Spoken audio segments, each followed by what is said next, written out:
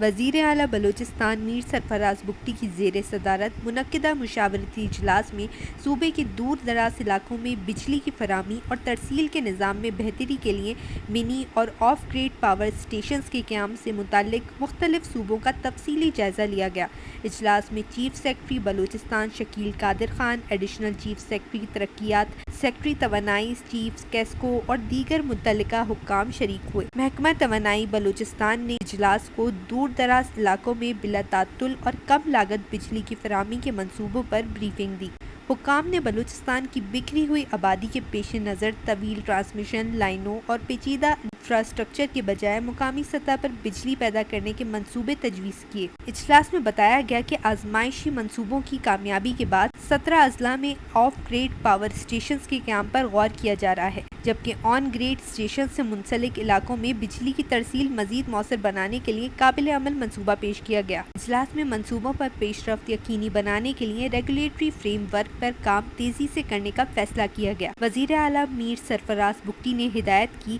کہ ٹیرف اور قانونی ضابطہ کار کی تعین کے لیے نیپرا اور متعلقہ اداروں کے ساتھ مل کر پیش رفت آگے بڑھائی جائے اور آن گریڈ اسٹیشنز پالیسی کو باہمی مشاورت سے حتمی شکل دی جائے۔ وزیر اعلیٰ نے کہا کہ حکومت بلوچستان عوام کو سستی، پائیدار اور بلا تعطل بجلی کی فراہمی کے لیے قابل عمل منصوبوں پر کام کر رہی ہے۔